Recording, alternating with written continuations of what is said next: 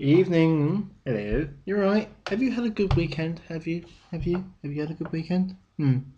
Well, today, decided I'm going to shake things up a little bit for two reasons. First of all, I went to IKEA yesterday at Lakeside, and second of all, in the last 10 minutes, I've just got home from seeing Guardians of the Galaxy, so I'm going to be doing a bit of a two-part review on this one. So, Lakeside, in case you haven't been there before, it's up in Kent. It's a big shopping thing, but next to it, specifically, it's got a nicer branch of IKEA than the one in Croydon. Um, One strange thing happened when we were up there. Although this isn't something new, I'm pretty certain of this. Um, Basically, we got through most of the shop and everything, and blah blah blah. And you get down to the warehouse part near the end, and then you have the tills. Behind that, obviously, you have all like the hot dogs and stuff, blah blah blah. And my standing tradition is, whenever I go to IKEA, is to always go and have the meatballs and chips, and the gravy and a cake and drink, and then go and get the 60p hot dog and a drink to take with me, because obviously it's an hour and a quarter drive for me there and back. Now, one thing I have noticed, and I think IKEA should money in on this, is the fact that a relationship can be judged on two things at IKEA. How long it can last is the first one, and two, if you can actually pronounce the words that the items are called. So, here's an example. If you've ever been to IKEA before, so you know the layout, sort of what it looks like. We came to sort of the warehouse, and just before the tills, there's a bit in between where it's kind of got like displays of sort of like bits and bobs just around in case you miss something. And there was one couple there. It was a husband and wife and two kids, and the parents were arguing about something, and one of them said, "You never listened to me," and the other one said, "Well, I didn't realise it was going to cost this much." Now, basically, as I said, IKEA should have this as their promotion. It's like, is your marriage on the rocks? Are you trying to salvage it? Well, come to IKEA. We'll not only ruin it, but you will ruin it because of the cost, and if you can, and you won't be able to pronounce anything that we are selling to you. Enjoy your life, and that is basically what it's like. I love it up in IKEA. I mean, I've been up there loads of times, so to me it's nothing new. But I just love the fact that people think that you can salvage your relationship by going to somewhere like IKEA and think, yeah, it'll be fine. We'll manage to get through this whole day without a single argument. No, no, no, no, no, no. Only, in fact, yesterday we went up there and we didn't argue. I think I've only ever argued up there once, and that was the time before yesterday. And that's because we were trying to buy a sofa, and we then went somewhere else. And I had my parents with me, so that was that. And it just amazes me. You see all this stuff. Yeah, it is really good, but it is pretty much kind of like, oh, I could do with a shimper. I don't even know what that is. It's probably a word. It is definitely a word I've made up, but I'm pretty certain that over in IKEA there is something called a shimper. I mean, we picked up the usual things like pot plant and no, actually no, like coat hangers and crap we just needed to buy, just really pointless things.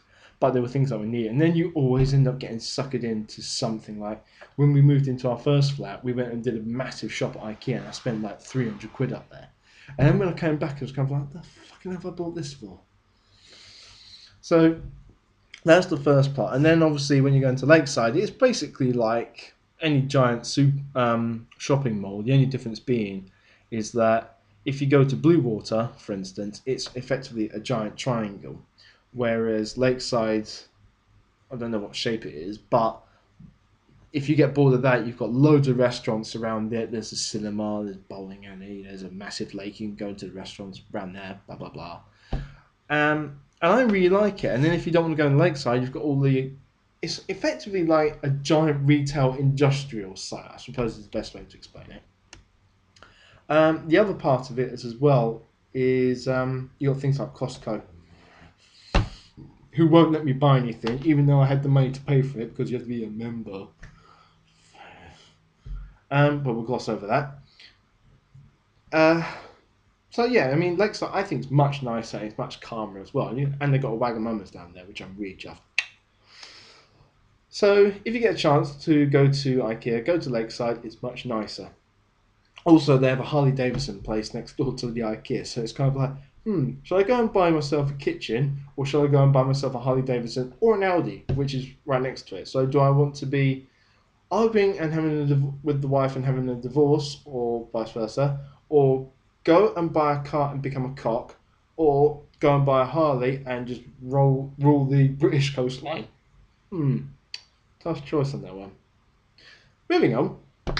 As I said, I've just come back from watching Guardians of the Galaxy, and I really, really liked it. I had seen the trailer for it, like trailer 1 and 2, and I've been kind of trying to find clips of it on YouTube. I managed to find the 5 clips. So you had the one where it was the I have a plan. Then you had the one with the interrogations of them being all brought in and going to the kiln. Then obviously going to the kiln, which is like a giant space prison. And I know most of the Marvel stuff because I've grown up on that, so I know pretty much all the characters, with the exception of the Guardians. I've had to look at those up recently because they never went really mainstream. It's only recently that they've done that. Be as it may, the story revolves around Peter Quill, aka Star-Lord, who's a famous not a bounty hunter. He's a thief, who ends up picking up this orb from an abandoned planet, and he doesn't know what the significance of the orb is. He then goes back to the dealer who's going to sell it to, who actually says, no, I want no part of this because it's being tracked by a bloke called Ronan the Inquisitor. No, sorry, Ronan the Accuser, who's effectively a nut job who wants to kill everyone. Who doesn't these days? Especially in the Marvel Universe and not so much in DC. Moving on. He then meets up with a girl called Gamora, who is played by Zoe Saldana, who was Uhura in the Star Trek films. Who plays a girl called Gamora, who is the adopted daughter of a guy called Thanos, who is a Titan who's a bit weird, who basically wants to go out with death. Actually, the physical embodiment of death. He's obsessed with it, and he reckons that if he destroys the universe, then she'll fancy him. I think I'll just take a girl to the pub and or just go online and just do stuff like that.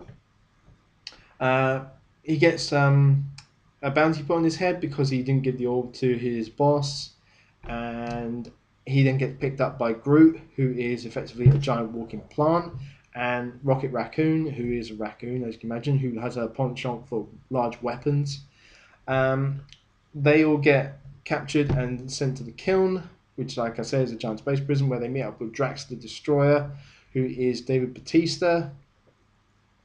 I don't know anything about him apart from his name and the fact he's a wrestler. That's pretty much it.